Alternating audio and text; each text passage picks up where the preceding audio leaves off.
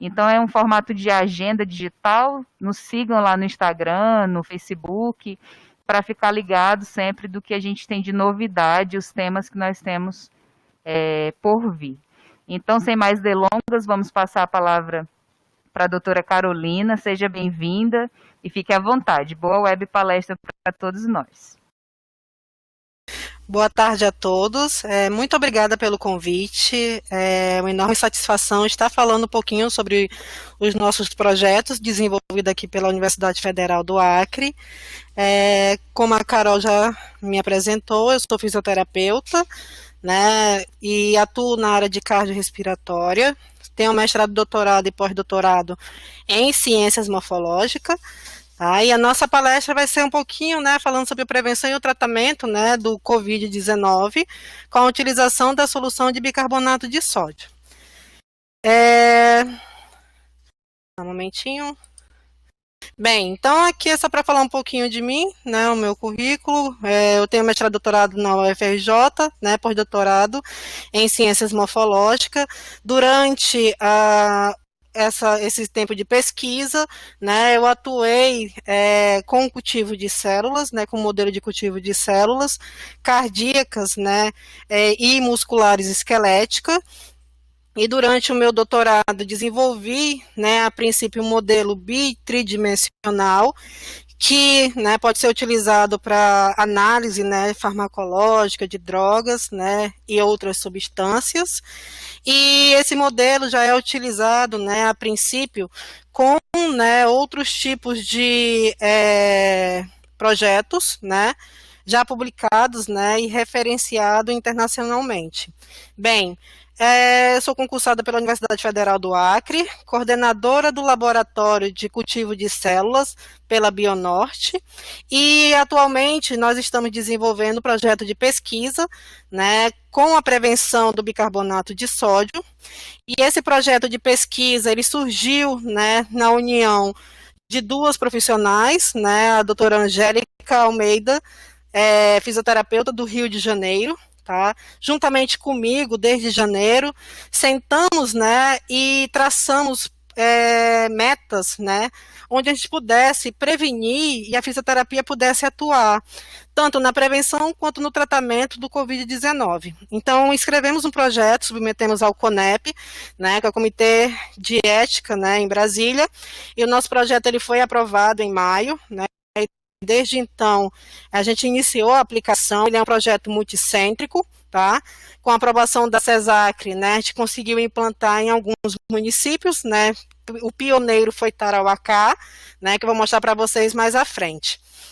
Então, nosso projeto de pesquisa, ele é composto por uma equipe, né, multidisciplinar, onde, né, nós temos desde médicos, infectologista, né, a doutora Cirlei, representando a nossa Universidade Federal do Acre, temos, né, otorrino, doutor Vigílio, né, médico pneumologista da USP, o doutor Alexandre, fisioterapeutas, né, que ontem, né, um dos fisioterapeutas, a doutora Cristiane, que apresentou ontem a palestra aqui no Telesaúde. Nós temos também pesquisadores da Fiocruz, né, que estão responsáveis pela análise, né, das amostras de secreções dos nossos participantes na prevenção e dos pacientes, e também, né, profissionais, né, biólogos e biomédicos, né, responsáveis pelas análises laboratoriais. Conto também, né, na minha equipe, com alunos de iniciação científica das duas instituições, né, do curso de medicina, da UFAC e da Uninorte, tá? Então, essa é a minha equipe, esses alunos eles são coordenados pelo nosso acadêmico, né, interno de medicina, né, que é o Tauan Fontes, e eles que fazem, né, nos dão todo o suporte, né, a princípio, para a gente coletar os dados dos nossos participantes, tanto na prevenção quanto no tratamento. Bem, para falar um pouquinho sobre o nosso projeto, é importante que a gente, né, compreenda, né, o que é o SARS-CoV, ou seja, quem é o vírus, né, que a gente decidiu, então, prevenir. Então, o SARS-CoV-2, ele pertence à família, né, à subfamília, que é o beta-coronavírus, tá? E esse vírus, né, juntamente com os seus, né, o grupo que ele pertence, eles possuem um pH ácido, tá? Então já sabemos que ele tem um pH por volta, né, de 5 a 6, e ele tem uma morfologia semelhante ao SARS-CoV-1, tá? Então ele é um vírus que apresenta uma fita simples, tá? É composto por nucleotídeos, né? Que ao se fundir a célula, ele vai codificar, né? Proteínas, né? Então, a partir desse momento, né? Esse vírus ele tem a mesma, né? A mesma continuidade, a mesma sequência, né? Do SARS-CoV-1. O SARS-CoV-2, então, ele apresenta, né, uma morfologia em formato, né, de coroa, por isso que o nome, né, coronavírus, e dentro dessa constituição dessas proteínas, né, membranares, nós temos a proteína spike, né, então ela tem na sua ponta, né, duas subunidades, tá, denominadas de S1 e S2, e essas subunidades são muito importantes porque a gente vai falar mais à frente, tá? Então, esse vírus, né, ele apresenta a mesma morfologia do SARS-CoV-1, né, e o SARS-CoV-1, ele já é um vírus já bastante estudado, tanto in vitro, né, quanto em modelo animal, e também, né, em ensaios clínicos humanos. Bem, como é que se dá a ligação desse vírus, né, na célula hospedeira? O SARS-CoV-1 junto com o SARS-CoV-2, então, eles têm o mesmo, né, a mesma afinidade pelo mesmo receptor, né, então a proteína spike, ela se liga no receptor de ECA2, tá, então essa subunidade S1 e S2 é que faz esse acoplamento, e a partir daí, né, você tem a ativação, né, celular, no caso, né, via proteínas clatrinas, que vão fazer uma invaginação na membrana da célula hospedeira, fazendo com que haja, né, justamente a introdução, né, citoplasmática desse vírus, tá? Então, esse receptor de ECA2, ele tanto, né, se conecta ao vírus, né, que é o SARS-CoV-1 e o SARS-CoV-2. E, a princípio, né, quais são as vias de transmissão, né, do vírus?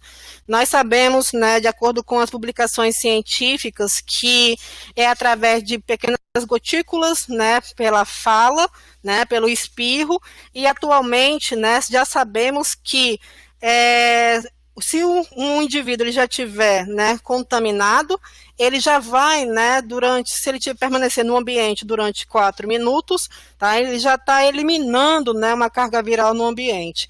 Então, não é somente na fala, né, não é somente no espirro, tá? A simples expiração faz com que haja a eliminação do vírus. Por isso que a Organização Mundial da Saúde, né, ela admitiu, né, que esse vírus ele pode ser, né, transmitido pelo ar, tá? Então, a pessoa se contamina, né, quando o vírus ele é levado, né, à boca, aos olhos, né, ou inalado, né, através do nariz. Bem, e quando esse vírus, né, ele chega no sistema respiratório, ele se depara, né, com as células da mucosa, né, essas células da mucosa, elas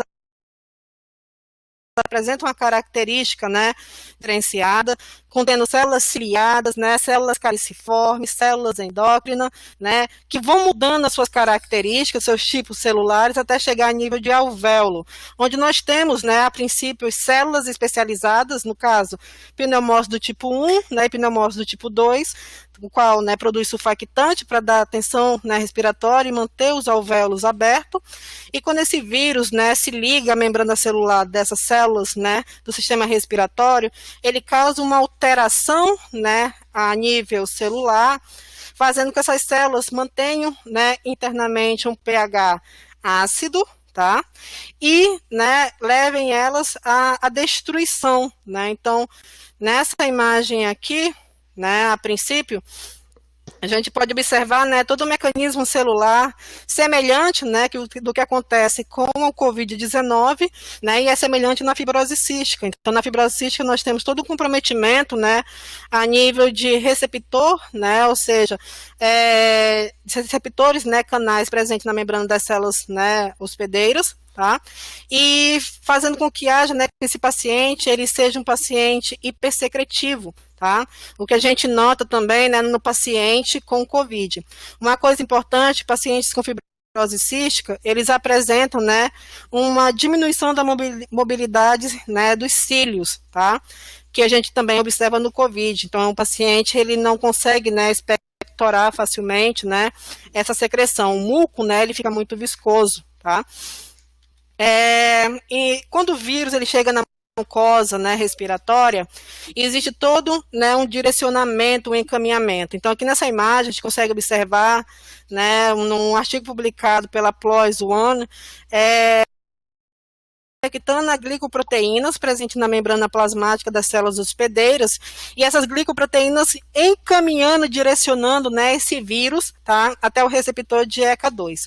Isso é importante porque a gente vai ver que já existem trabalhos mostrando, né, que quando você bloqueia essas glicoproteínas, você impede esse direcionamento, né, do vírus até o seu receptor. Então você diminui, né, a chance de aumentar essa carga viral, né, a nível celular. Bem, então como é que fica o pulmão com COVID, né? Então, essa imagem é uma imagem de uma biópsia, né, de um paciente que foi ao óbito, tá? De um pesquisador que pertence ao nosso grupo de pesquisa, Dr. Alexandre, e esse pulmão, ele é um pulmão, né, característico de COVID, é um pulmão rígido, né, que possui pouca crepitação, já que os alvéolos se encontram colabados, né, um pulmão tenso, né, e pouco violáceo, tá? Então, na forma mais grave, é esse pulmão que a gente vai encontrar no nosso paciente, totalmente destruído, tá? E uma vez que você tem uma destruição celular, nós não possuímos células-tronco para ter uma reposição dessas células. Ela é, então, né, reparada com tecido cicatricial e você perde, né, uma área funcional do sistema respiratório, ou seja, não vai haver troca gasosa, né? Então, o nosso grande problema, né, são as sequelas que o COVID pode ocasionar. Por isso, né, a nossa ideia da prevenção com o nosso, né, protocolo de tratamento. E como é que fica histologicamente, né, microscopicamente, esse pulmão, né? Ele fica com o septo totalmente destruído, né, com acúmulo de células, né, no caso neutrófilos presente, né, na parte interna dos alvéolos, tá? Então, uma imagem totalmente difusa, característica, né, do COVID-19 e que faz com que, né, essa célula perca sua funcionalidade.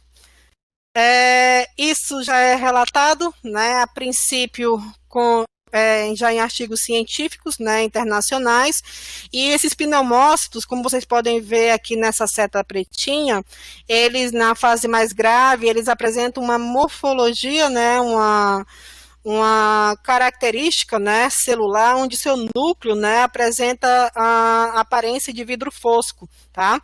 Então, nessa seta está mostrando justamente isso. A gente tem destruição do parênquima pulmonar e essas células perdem a sua funcionalidade.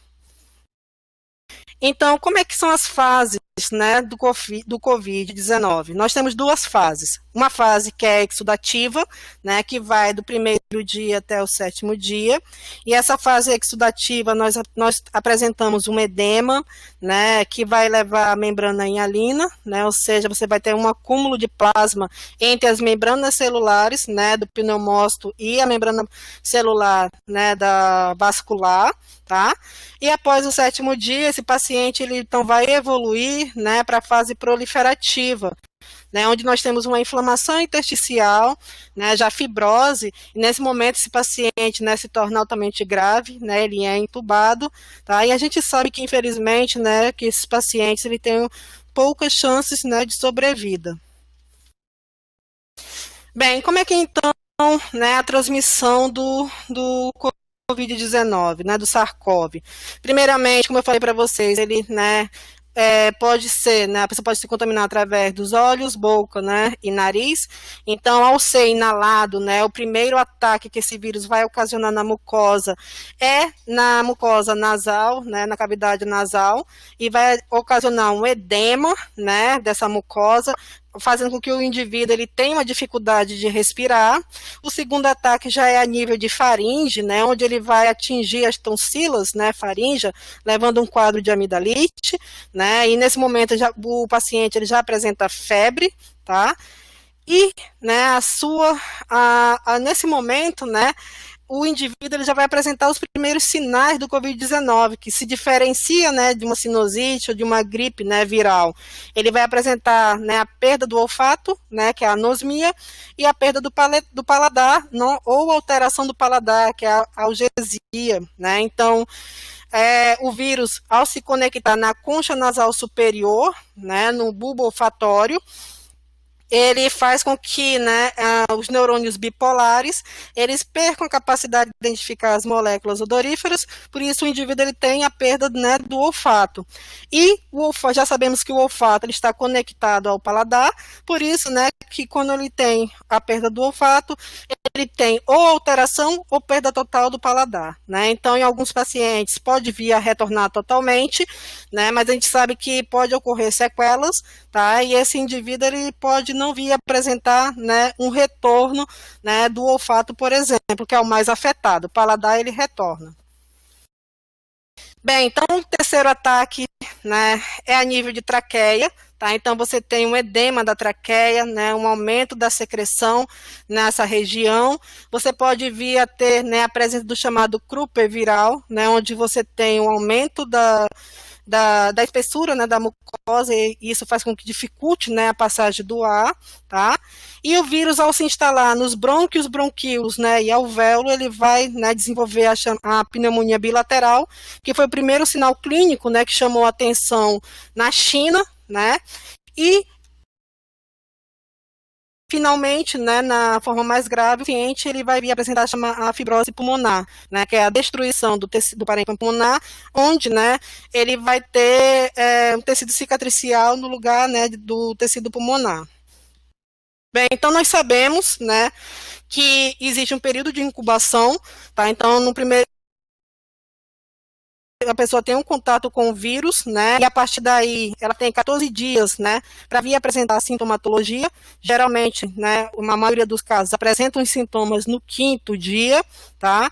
E dentre os sintomas, né, que mais aparecem, nós temos a dispneia, a cefaleia, né, a anosmia, né, a algesia, a síncope, né, a confusão mental, quando não existe, né, uma hipóxia relevante. Sintomas, né, como conjuntivite, olho seco também podem aparecer, tá? Erupções cutâneas estão sendo vistas, né, principalmente aqui na região norte, tosse seca, né, fadiga e dor muscular. Isso tudo é ocasionado porque em cada tecido, né, do nosso organismo que tem um receptor de ECA2, essa doença, como ela é sistêmica, né, esse vírus se conecta nesses tecidos e leva, né, a esses comprometimentos, a esses sintomas.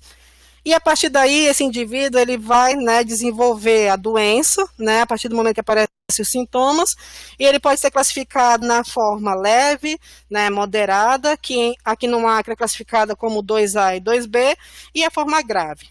Bem, mas o que leva o paciente, né, a se internar? O que leva o paciente, né, a procurar, né, uma unidade de saúde? É a dispneia, né, a falta de ar.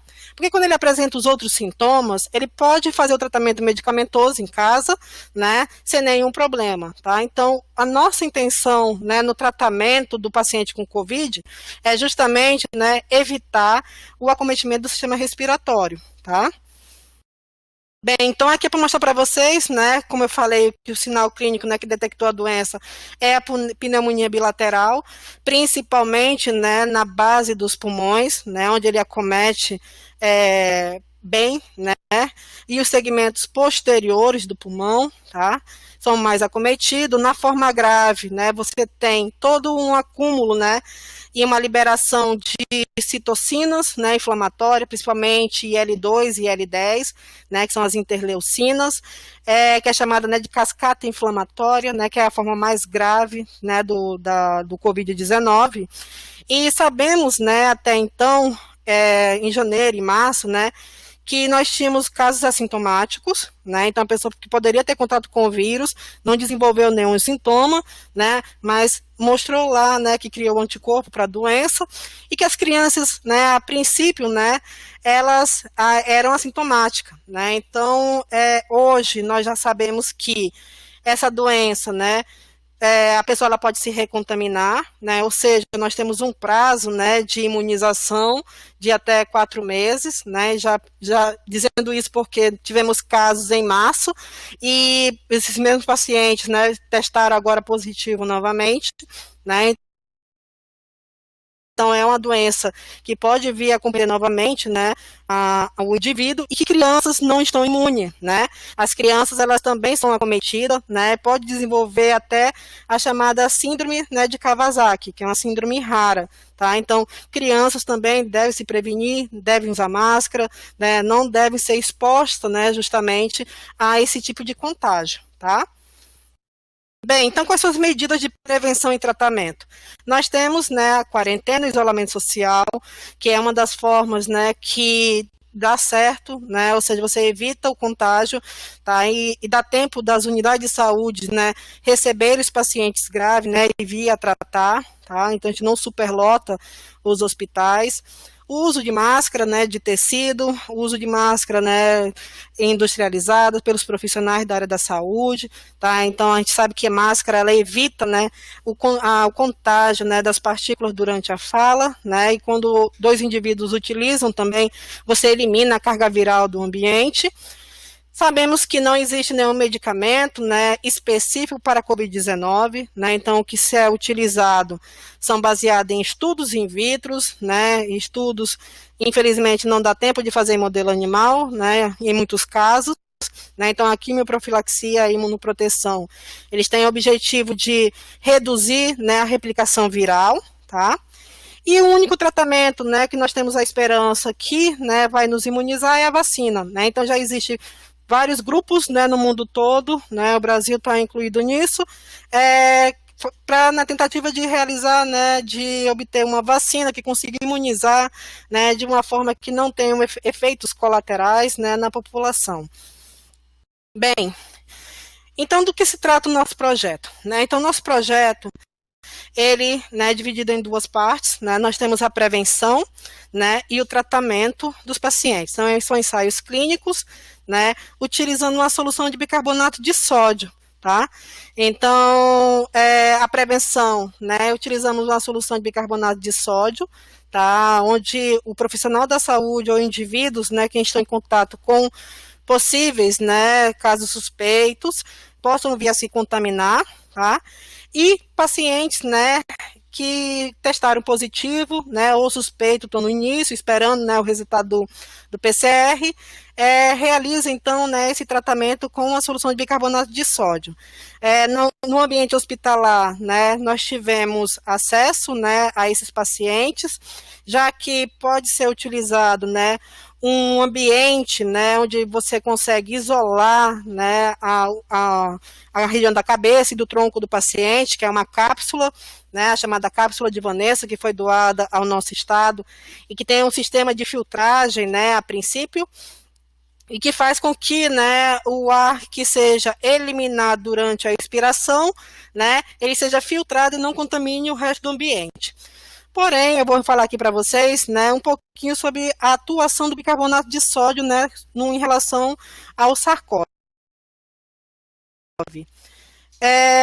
Baseado, né, num artigo que foi publicado recentemente, né, mostrando que os indivíduos, né, os profissionais da área da saúde, são os que estão mais, né, susceptíveis a contrair a doença, já que eles estão em um ambiente que possui uma alta carga viral, tá? Independente se o paciente estiver tossindo ou espirrando, como eu falei para vocês nesse artigo, foi analisado a expiração do paciente, então durante uma expiração por 4 minutos, você já tem a eliminação do vírus, tá? E por que isso é importante estar falando para vocês? Porque uma das técnicas que a fisioterapia utiliza em doenças respiratórias é a aerossolterapia, né? Então, a aerossolterapia, a ventilação não invasiva, né, a nebulização, ela era contraindicada, né, nos pacientes com Covid, porque cogitava-se que você iria aumentar, né, a carga viral do ambiente. A partir daí, né, a gente buscou, né, eu e a doutora Angélica, a pesquisadora do Rio de Janeiro, artigos relacionados, né, à inativação do vírus, né, do SARS-CoV, com a solução de bicarbonato de sódio. Então, nesse artigo, publicado em 1990, mostra que A família do SARS-CoV, né, do beta-coronavírus, ele se inativa em um pH alcalino, tá? Então um pH de 8 e em uma temperatura, né, acima de 37 graus, tá? Então esse vírus, né, eles viram que ele tem um pH ácido, né, de 5 a 6, e quando colocado numa solução alcalina, ele se inativa. Beleza? Partindo daí, a gente foi analisar, né, como é que seria o comportamento do SARS-CoV-2 no Brasil. Então, achava-se que, né, em lugares com temperatura, né, elevada, por exemplo, na Amazônia, esse vírus não iria, né, se disseminar de uma forma tão ampla, né, como na região sul. E o que aconteceu foi totalmente ao contrário. A gente sabe atualmente que o SARS-CoV-2, ele não se inativa, né, em temperatura de 37 graus, a sua inativação acontece acima de 70 graus, porém, em uma solução alcalina, ele, né, se inativa, tá? Então, nesse artigo publicado em 2002, né, mostra, né, o SARS-CoV, né, em uma solução com pH alcalino, e o que leva a essa inativação é justamente a mudança da conformação das subunidades S1 e S2 da proteína spike, e como eu falei para vocês no início, são essas subunidades que se ligam, né, ao receptor de ECA2, tá? Então, você tem essa alteração. Partindo então, né, saindo dos ensaios in vitro, já que a gente percebeu que ele se inativa na solução alcalina, como é que a gente iria aplicar no nosso paciente, né, tanto na prevenção quanto no tratamento? Então, o sistema respiratório, né, a nossa ideia era iniciar pelo sistema respiratório, já que a entrada dele, né, através da inalação, como eu falei para vocês, ou pela boca, né, então, fazendo a utilização dessa solução alcalina, né, através da inalação ou da ingestão oral. Então, a gente sabe que o pH, né, da cavidade nasal e da cavidade oral, né, e todo o sistema respiratório, ele apresenta, né, um pH que varia, tá? Então, na cavidade nasal, o pH é de 5,5 a 6,5, na cavidade oral, nós temos um pH de 6,8 a 7,2, e no sistema respiratório, a nível de laringe, né, e traqueia, alvéolos e bronquíolos, né, nós temos um pH de 7, tá? E o pH ele pode variar mediante, né, mudanças de temperatura, mediante um estágio gripal, tá? E em contato com o SARS-CoV, nós temos uma diminuição, né, desse pH. Então, faz com que haja, né, uma acidez, tá, do pH do sistema respiratório do paciente com COVID. Partindo, então, né, desse princípio, a gente foi verificar em qual aplicação essas soluções alcalinas poderiam ser utilizadas. Então, a solução, né, hipertônica, ela já é utilizada, né, na parte clínica, né, respiratória, tá? Ela apresenta um pH alcalino, né, acima de 8, 8,4. Já temos estudos publicados internacionalmente mostrando a aplicação da solução de bicarbonato de sódio nas doenças como fibrose cística, e o que é importante, né, que a gente se preocupava é que se ao aplicar a nebulização, esse bicarbonato de sódio poderia, né, ser absorvido, né, na corrente sanguínea e fazer uma alteração metabólica. E nesse artigo, né, mostrando em pacientes com fibrose cística, eles não verificaram, né, uma alteração das concentrações de bicarbonato através da gasometria, né, eles não tiveram alteração na frequência cardíaca, né, nem alterações no hemograma, tiveram melhora, aumento da saturação, tá, ou seja, houve uma melhora da mobilização de muco, melhora da ausculta pulmonar desse paciente, né, com a utilização da solução de bicarbonato de sódio de 8,4%, tá, então uma concentração alta. Em outro estudo, né, publicado em 2012, em 10 voluntários saudáveis, né, não fumantes, utilizando a nebulização, né, com uma concentração de 4,2, mantendo um pH de 8,4, ou seja, um pH alcalino, o que foi observado, né, é que essa solução, ela não somente causa uma alcalinidade, mas ela também faz com que haja, né, uma ativação das células musculares, né, lisas do sistema respiratório. E isso corrobora, né, com os resultados que a gente vai mostrar mais à frente. Esses pacientes, né, têm elevação da saturação, ou seja, tem uma melhora, né, do padrão respiratório. Então, o que foi visto, né, nesse trabalho foi que o pH, ele fica alcalino, né, mas o pH da mucosa respiratória não afeta, né, o pH sanguíneo, tá? E essa solução, quando utilizada, ela potencializa a ação medicamentosa. Então, se você melhora, né, o sistema respiratório do paciente e ele estiver fazendo a introdução medicamentosa, você tem, então, né, uma melhora significativa, né, da sintomatologia do paciente. Nesse outro trabalho, né, eles aplicaram a solução de bicarbonato de sódio com a concentração de 2,1% em uma paciente com crise asmática, né, uma crise severa, né, aguda, e essa paciente ela chegou a ser entubada, fez a nebulização com bicarbonato de sódio, ela foi desentupada, né, a partir do 5º dia. Então, ela teve uma melhora significativa, né, e eles mostraram que existe, né, uma ativação da musculatura lisa, né, do sistema respiratório, porém momentâneo, né, e não levando a alteração sistêmica da paciente. Bem, então, como é que aconteceria, né, essa ativação, né?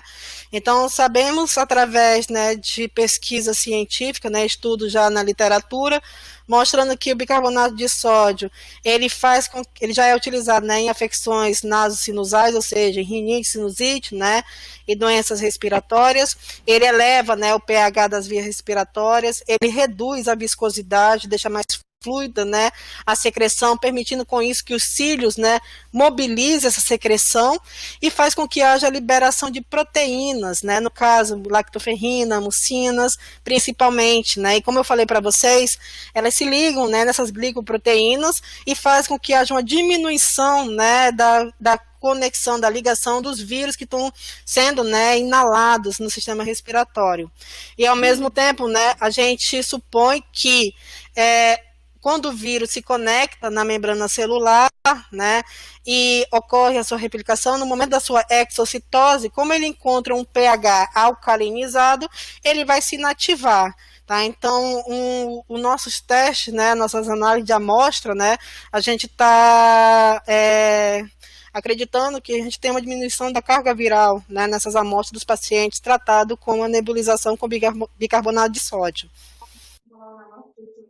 Bem, então, qual seria, né, a nossa hipótese? A gente espera, então, com essa solução, prevenir, né, que os profissionais e as pessoas que estão em contato com o vírus, né, com um paciente suspeito, venham a se contaminar, e nos pacientes, né, a gente tem a hipótese, né, ou seja, o objetivo de tratar o sintoma que é a dispneia, a falta de ar, né, que é a sintomatologia mais grave, que agrava o quadro clínico, né, e leva o paciente a procurar oxigenoterapia. Tá? Então, independente do nível, né, de fase que ele se encontra, seja ela leve, moderada ou grave, pode ser aplicada. Porém, né, os efeitos seriam mais satisfatórios nos primeiros dias de sintomas, né, onde você teria uma preservação maior do sistema respiratório. Bem, então, no ambiente hospitalar, né, a princípio é utilizado com a cápsula de Vanessa, tá? Então, onde você tem uma filtração do ambiente e o paciente leve, né, que é tratado em domicílio, a nebulização ela é feita, onde é dado toda uma orientação a esse paciente, a forma como ele deve realizar a nebulização no ambiente isolado, tá? E eu vou mostrar para vocês que, né, a princípio, é importante que não existe contaminação, né, através da aerosolterapia com a nebulização. Bem, então, na prevenção, nós temos até o presente momento, né, 200 participantes, né, profissionais, em todo o estado do Acre, fazendo a prevenção, né, e o que é importante é que esses indivíduos, nós temos o grupo controle, tá, e o grupo de tratamento, onde, né, esse grupo de tratamento, até o presente momento, não houve contaminação, tivemos não houve contaminação, né, durante um longo tempo, só tivemos, né, a princípio, 2 casos, né, de contaminação, mas um caso atípico, né, que até então a gente não sabia, né, o mundo, ninguém sabia que a pessoa poderia se recontaminar, né, então era uma profissional, da área da saúde, que não fazia, né, a prevenção, já que ela já tinha tido, né, Covid, e que veio a se contaminar novamente, tá? E um outro caso foi, né, de um profissional que, após o terceiro dia, né, apresentou a sintomatologia, no caso gastrointestinal, mas o sistema respiratório dele não foi comprometido, né, então, como mencionado a vocês.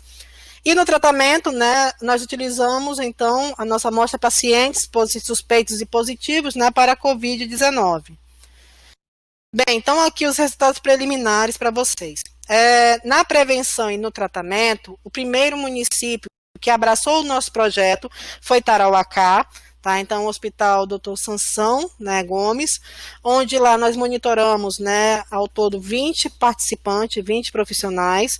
Em Rio Branco, nós também estamos, né, monitorando profissionais da UPA do 2º Distrito, da UERB, né, nós também estamos monitorando dentistas, né, que procuraram o nosso projeto, e também, né, fazendo a prevenção de outros indivíduos que não fazem parte, né, do ambiente hospitalar, mas que têm contato, né, com o vírus diariamente, tá? Bem, aqui é para mostrar para vocês o Hospital Sansão, né, de Tarauacá, onde a diretora, né, Laura Soares, ela permitiu, né, a aplicação do projeto, e grande parte do sucesso que a gente está tendo, né, é justamente os resultados positivos, né, em Tarauacá, onde os pacientes não têm um agravamento da doença, né, internados lá, conseguem desenvolver, né, justamente evoluir com o tratamento, né, com o tratamento da nebulização e o tratamento medicamentoso. É importante mencionar, dependente da medicação que o paciente vir a tomar, que o médico prescreve, a nebulização não interfere, né? Então o paciente ele tem uma melhora significativa, na primeira nebulização você vê, né, a saturação elevando, tá? E os profissionais estão fazendo, né, a nebulização. Então, no Hospital Sansão, eles fizeram uma salinha, né, onde os profissionais, antes do plantão, né, realizam a nebulização, e ao final também eles, né, realizam a nebulização. Então, existe um horário de prevenção, né, a ser feito. Essa sala é adaptada, né, ventilada, bem iluminada, apresenta uma pia, né, onde o profissional faz toda a asepsia, lavagem de mãos, né, passa álcool 70. O material, né, a máscara, ele é esterilizado, ele não é compartilhado entre profissionais, isso é importante, né, e isso facilita, né, muito e dá mais segurança, né, ao profissional que está ali, principalmente na ala de Covid-19. Bem, como é que a gente sabe que essa solução, né, ela realmente alcaliniza o sistema respiratório? Tá? Então, foi feita uma análise da amostra, né, da cavidade oral do paciente, tá, através da saliva, antes da nebulização e após a nebulização. Então, na barrinha azul clara, né, que é antes da nebulização, você vê que num paciente normal, sem Covid-19, né, fazendo a prevenção, ele tem um pH de 7, né, que é o pH neutro, princípio da boca, né, corroborando com a literatura de 6,8 a 7,2, e após a nebulização, essa alcalinização acontece, então ele apresenta, né, um pH de 8, tá, ou seja, nós estamos, né, protegendo o sistema respiratório com a alcalinização, tá, então a gente consegue atingir esse objetivo. Em relação, né, ao tratamento, tá? A gente como iniciou em Tarauacá, né, como eu mencionei a vocês, mas também estamos fazendo, né, o atendimento na UERB, né, na enfermaria do 4º andar, juntamente com a doutora Ellen, né, e a doutora Fabíola, né, a médica responsável pelos pacientes no 4º andar, e esses pacientes eles têm uma melhora significativa, né? A equipe de Tarauacá, né, a princípio, os fisioterapeutas que estão, né, à frente, tomando conta, né, desse tratamento de uma forma, né, exemplar, né, de excelência, posso assim dizer.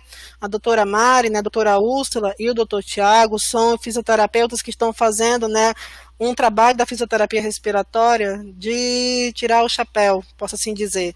Os pacientes eles têm uma melhora significativa e ao ter alta, né, esses pacientes não retornam à unidade hospitalar. Tá? A gente está monitorando eles a princípio, né, em relação às possíveis sequelas, né, no pós-Covid. Então, no ambiente hospitalar, nós temos aqui, né, uma ilustração, uma foto ilustrativa com a cápsula de Vanessa. Aqui, né, na unidade de Covid-19, né, 3 pacientes com comorbidade diferente, idade diferente, né, sexo feminino e masculino,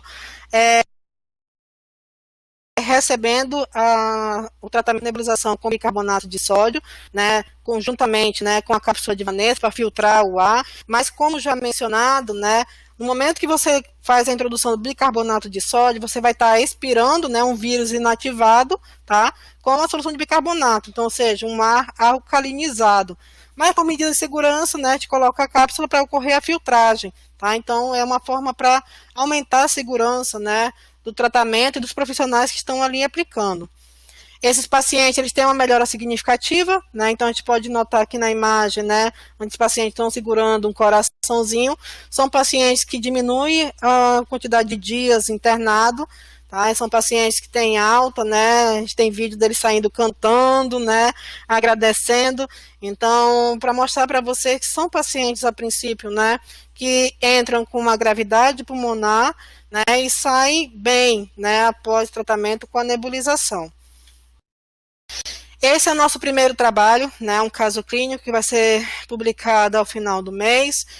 Ele mostra, né, um caso clínico de uma paciente, tá, com várias comorbidades, né, com um comprometimento pulmonar grande, tá? Então, de acordo com a análise, né, o protocolo de TOLSE 2020, né, que foi específico para a COVID, para analisar uma radiografia de um paciente com COVID, o que a gente pode observar em A é que existe, né, um comprometimento dos 6 quadrantes, tá, dessa paciente no início da internação. E após 3 dias de nebulização, o que a gente vê é uma melhora significativa, né, da imagem. Essa paciente apresentou uma melhora significativa na saturação, né, a princípio, de acordo com o protocolo de Tussaud, ela teve, né, somente 3 pontos, né, 3 quadrantes marcados, né, ou seja, atingiu a pontuação de 3, mostrando uma melhora significativa do tratamento. E esse nosso resultado, né, ele corrobora com o que já foi visto, né, na China, porém em pacientes entubados, tá? E recentemente nos Estados Unidos, tá? Então, nos Estados Unidos foi feito o tratamento com a nebulização com bicarbonato de sódio, numa concentração de 4,2, né? E esses pacientes eles tiveram a melhora significativa, foram desentubados, né, após 48 horas, tá? Sendo 2, né, internados em 48 horas e após, né, 72 horas, os outros 2, né, que foram desentubados, já que eram pacientes que apresentavam uma gravidade maior, né, ou seja, uma hipotrofia muscular, né, ou seja, um comprometimento da musculatura respiratória, por isso, né, que o desmame foi mais difícil nesses pacientes. Porém, os 4, né, tiveram um bom prognóstico, uma boa evolução, né, com o tratamento com a nebulização. E como podemos observar nessa imagem, em A, né, antes do tratamento, e em B, com o tratamento. Bem, na UPA do 2º Distrito, né, iniciamos então o aplicamento com a solução, né, com bicarbonato de sódio nos pacientes na ala de COVID, e lá nós temos apoio, né, dos médicos da LN, Dr. Tiago, Dr. Carlos, né, juntamente com o diretor, Dr. Eduardo Farias, que está nos apoiando, todo o grupo da fisioterapia, né, iniciou com a doutora Cris, doutora Edenilce, né, doutor Raifran, e tem o doutor João Paulo, né, então são fisioterapeutas que estão, doutora Rosinete, são fisioterapeutas que estão na linha de frente, que aplicam o nosso protocolo, né, o nosso projeto,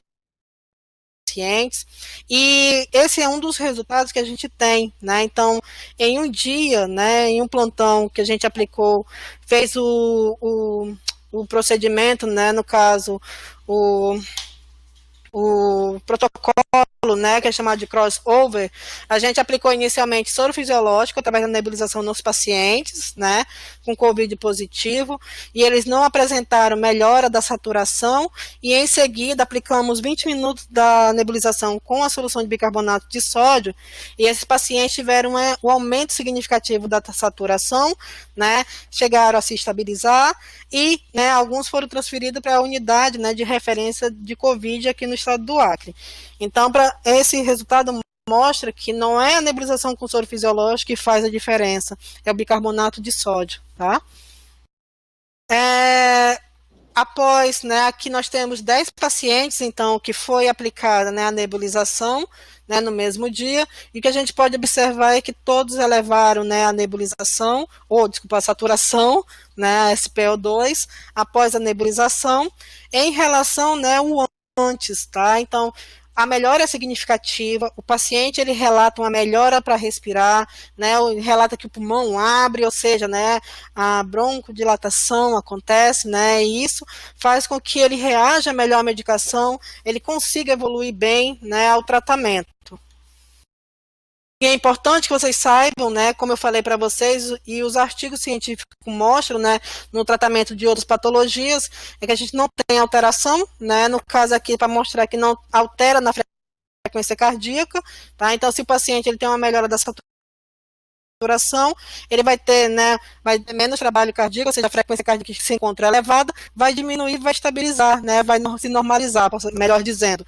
Então, nesse gráfico, né, em salmão, mostra a frequência cardíaca do paciente, né, elevada, e após a nebulização, ela retorna, né, ela vai decaindo, né, e se normalizando, tá? Então, a tendência é esse paciente começar a normalizar, né, a parte hemodinâmica. Foi testada, então, né, a alcalinidade dos pacientes com Covid-19, tá? Então, aqui a gente tem 4 pacientes, né, que foram realizada a nebulização, tá? Antes e após, e a gente conseguiu, né, verificar no pacientes, né, 1, 2, 3 e 4, que o paciente 1, 3 e 4 apresentavam, né, uma acidez, né, aqui o paciente 1 apresentava um pH de 5, paciente 2, né, apresentava um pH neutro, 7, mas o paciente 3 um pH de 6 e o paciente 4 um pH de 4, tá? Então, mostrando que eles continham, né, um pH ácido causado pelo COVID, tá? E após a nebulização, o que a gente pode notar é o que? Uma melhora significativa, né, desse pH, que corrobora com a saturação, né? Então, o que a gente pode ver é que todos aumentaram a saturação e, né, alcalinizar o sistema respiratório. Então, eles aumentaram para 7, né, um pH neutro, e, né, o paciente 2 já tinha um pH neutro, foi com pH 8, né, ou seja, um pH alcalino, tá? Então, esses pacientes, foi a primeira vez que a gente aplicou, né, então essa análise da amostra foi na primeira aplicação, tá? Então, eles tendem a evoluir muito bem, né, nos próximos, né, nas próximas aplicações. Bem, como eu falei para vocês, os pacientes, né, domiciliares, casos leves, eles também são acompanhados com a nebulização, né, onde eles têm um oxímetro, né, durante 5 dias, e o que a gente pode verificar é que se o paciente, né, a gente atendeu o paciente saturando 94, tá, e após a nebulização, essa saturação, ela sobe para 99, né, e ela tende a se estabilizar ao longo dos dias, né, então após 48 horas, esse paciente, ele já não apresenta mais dispneia, né, não apresenta mais o cansaço, ele já tem a saturação dele estabilizada, tá, e isso faz com que ele reaja melhor à medicação ao longo dos dias, tá? Sempre lembrando ao paciente, né? Porque por mais que ele esteja melhor da dispneia, é necessário descanso, é necessário de repouso, já que ele apresenta, né, toda uma sintomatologia, né, de dor muscular, né, que pode vir a aumentar, né, mediante a pequenos esforços, por exemplo, tá? Isso em casa.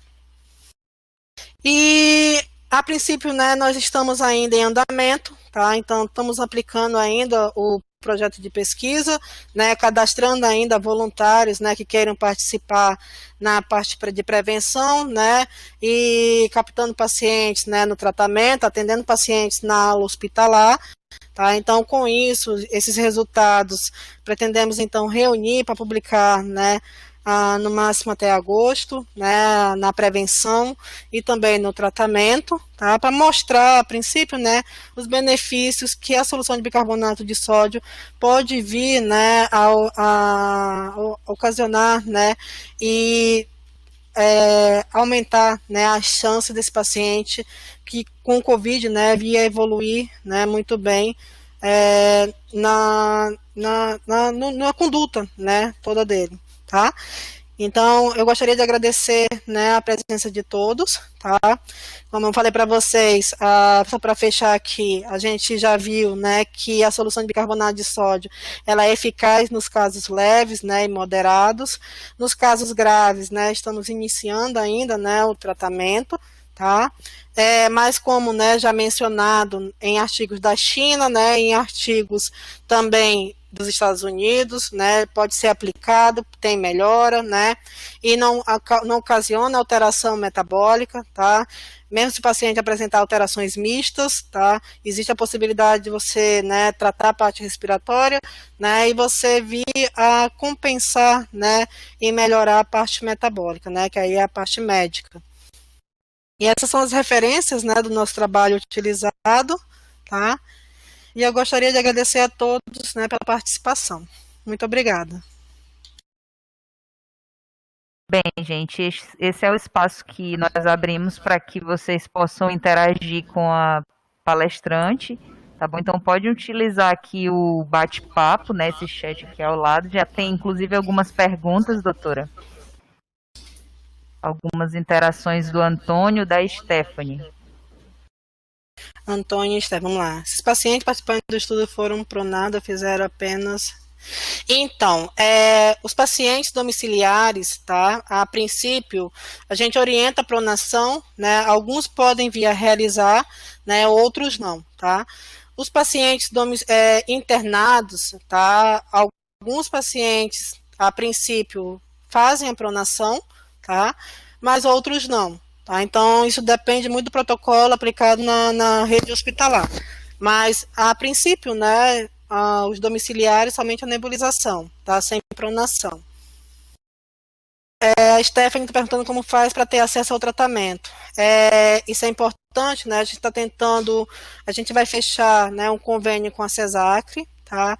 E a princípio a ideia é disponibilizar esse tratamento, né, na UPA do 2º Distrito, onde a gente pede, né, para a pessoa fazer a adesão, ela tem que fazer um cadastro, né, ela tem que assinar o termo de consentimento e livre esclarecimento, e o que a gente pede, né, é um preenchimento do formulário, tá? Então, tanto o paciente, né, tem dias de preenchimento e na prevenção também, tá?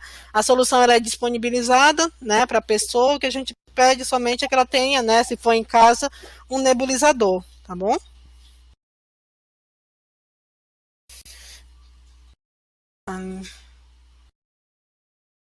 A Lene falou que os gráficos são realmente animadores. Orly está dando parabéns. Muito obrigada, Orly. Acho que foi.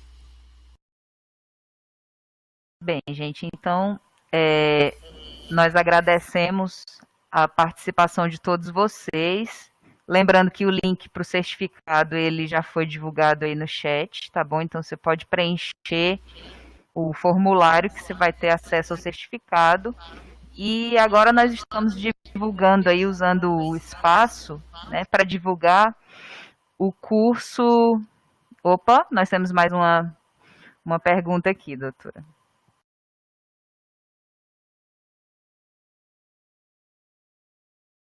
Até o presente momento, né, como eu mencionei, não temos alteração, né, sistêmica, tá?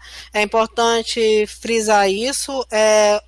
Os profissionais que realizaram a prevenção, que já estão, né, há mais de um mês realizando esse tratamento, eles realizaram a gasometria, não tiveram alteração, né, da concentração de bicarbonato de sódio, tá, a nível sistêmico, e na prevenção, né, não vimos efeito colateral, ou seja, se a pessoa apresenta rinite, sinusite, né, trata, melhora. Se a pessoa apresenta, né, o pigarro na região, né, da orofaringe, melhora, tá? Em relação aos pacientes, tá? Ao contrário dos pacientes que não utilizaram, né, o grupo controle, eles têm uma melhora significativa do sistema respiratório, tá? São pacientes que pouco sentem fadiga respiratória, são pacientes, né, que pouco relatam incômodo, né? O que eles mais vêm a ter em relação às sequelas são as lesões musculares, né? Sequelas musculares, a dor, né, o cansaço muscular, que já é descrito, né, como fazendo parte da doença, tá? E é importante falar que essa dose, né, que a gente utiliza, ela é uma dose, né, mínima, tá? Então é uma dose que foi testada no laboratório em Minas Gerais, né, pela nossa biomédica do nosso grupo, a doutora Jordana. Então, é uma dose que fica na faixa, né, de tratamento do sistema respiratório, que não faz, né, com que haja uma alteração a princípio, né, não leva uma irritação, né, da mucosa, tá? Então, isso é importante falar, mencionar. E o tempo de tratamento, né, o intervalo entre os tratamentos também é importante. Então, tudo é baseado em tratamentos clínicos já utilizados, né, que está dando certo no paciente com Covid, né, e na prevenção das pessoas que estão, né, a princípio, em contato com pacientes positivos e com Covid.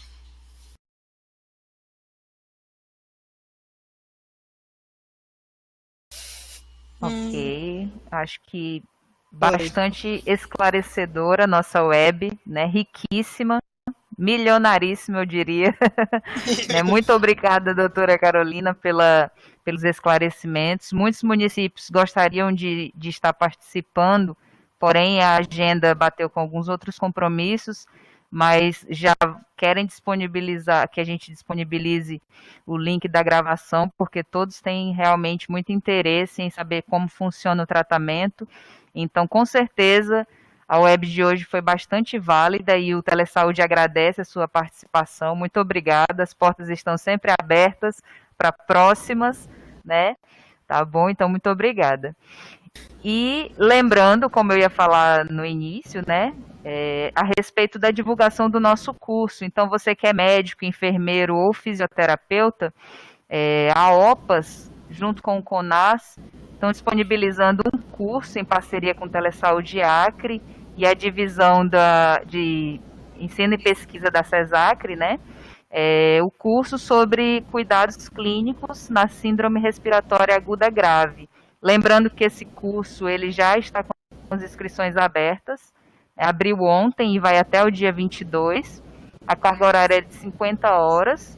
Ele é 100% online, então você obtém o certificado após a participação. E é um curso com o peso do selo OPAS, CONAS, Telesaúde e CESACRE, né? Todas essas parcerias aí. Então, para a galera que está aí na linha de frente, trabalhando realmente dentro desses ambientes com os pacientes portadores da Covid, é interessante que vocês participem, se atualizem, tá bom? Então, o curso ele está disponível para inscrição no site do Telesaúde Acre. Então, aí no folderzinho já tem o endereço, telesaude.ac.gov.br/educantes. Tá bom? Então, a gente espera a participação de todos vocês, divulguem para os colegas também. E acredito que, de antemão, somente esses informes que nós teríamos para dar e agradecer mais uma vez a doutora Carolina Pontes. Muito obrigada e até a próxima web. Obrigada.